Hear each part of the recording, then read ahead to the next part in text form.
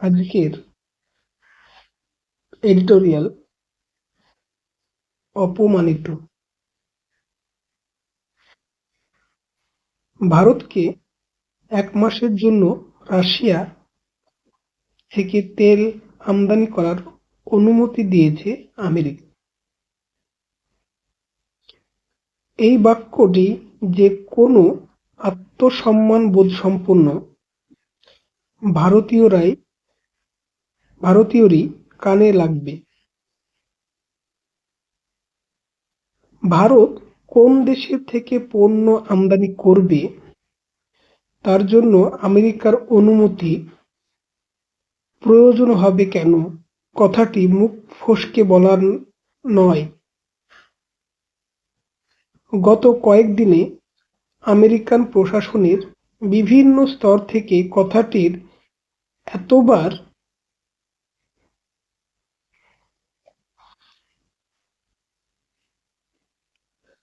পুনরাবৃত্তি ঘটেছে যে একে আমেরিকার কূটনৈতিক অবস্থান হিসাবেই পাঠ করা বিধেয়।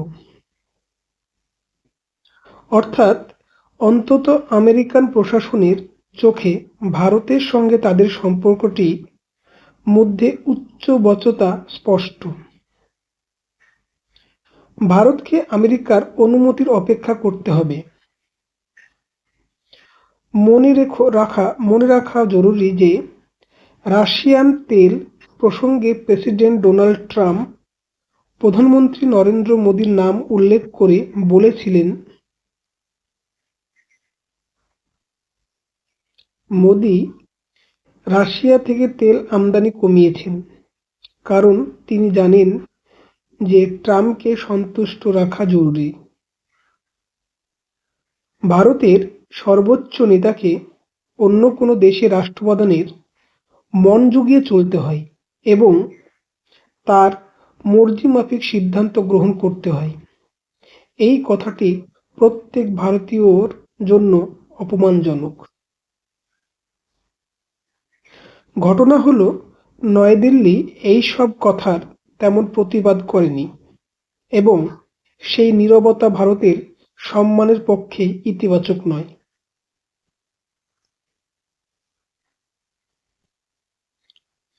এর আগে পাকিস্তানের বিরুদ্ধে অপারেশন সিঁদুর বন্ধ হওয়ার খবরটি প্রথম ঘোষণা করেছিলেন ডোনাল্ড ট্রাম্প। তারপর কতবার তিনি দাবি করেছেন যে ভারত পাক যুদ্ধ তিনিই থামিয়েছেন। দুদেশকেই আর্থিক শাস্তি দেওয়ার হুমকি দিয়ে সে হিসাব রাখা অসম্ভব। সব মিলিয়ে আশঙ্কা হচ্ছে ভারতের প্রতিরক্ষা নীতি, বিদেশ নীতি, কূটনীতি এবং বাণিজ্য নীতি বুঝি নয়াদিল্লি থেকে নয়, পরিচালিত হচ্ছে ওয়াশিংটন ডিসি থেকে।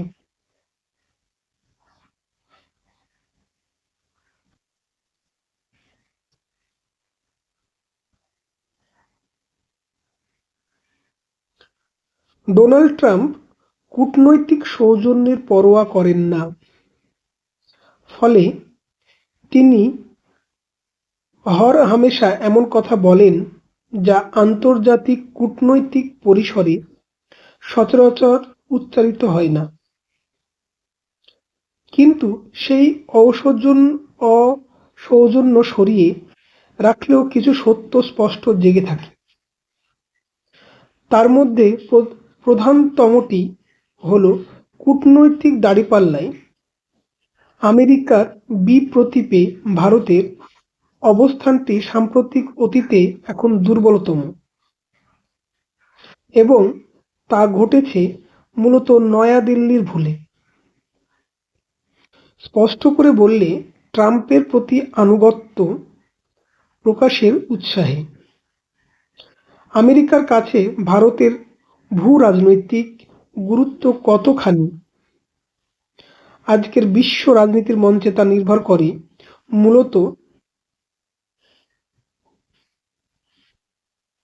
মূলত বেজিং এর প্রতি দুই দেশের তুলনামূলক অবস্থানের উপর।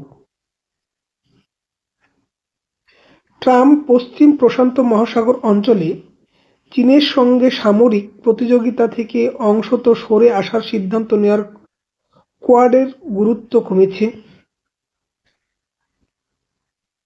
আমেরিকার কাছে ভারতের অবস্থানগত গুরুত্ব কমেছে। 2018 সালে ট্রাম্প ইউএস প্যাসিফিক কমান্ড এর নাম পাল্টে ইউএস ইন্ডিয়া প্যাসিফিক কমান্ড করেছিলেন। শাসনের দ্বিতীয় দফায় তিনি ভারতের সেই গুরুত্ব কেড়ে নিলেন।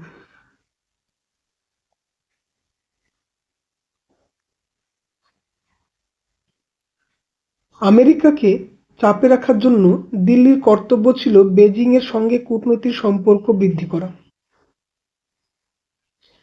ব্রিক্স নিয়ে আমেরিকার অস্বস্তি প্রশ্নাতীত। বিশ্বের অন্যতম গুরুত্বপূর্ণ এই অর্থনৈতিক জোট আন্তর্জাতিক বাণিজ্যে ডলারের গুরুত্ব কমাতে সক্ষম, যা হতে পারত ভারতের তুরুপের তাস। কিন্তু সে পথে হাঁটতে হলে বিশ্ব অর্থনীতিতে তো বটেই, দক্ষিণ ও দক্ষিণ পূর্ব এশিয়ায় চীনের অর্থনৈতিক ও কূটনৈতিক আধিপত্যের কথাকে নিজের নীতি নির্ধারণের অভ্যন্তরীণ রাজনীতির মধ্যে স্বীকার করতে হতো।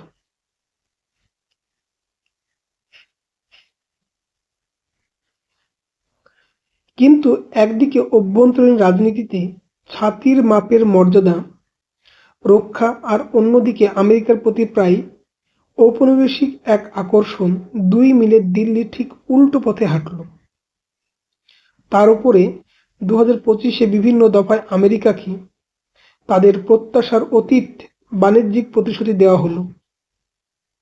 ফলে এখন মুহূর্তে আমেরিকার সঙ্গে দর কষাকষিতে ভারতের হাতে কার্যত কোনো অস্ত্রই নেই।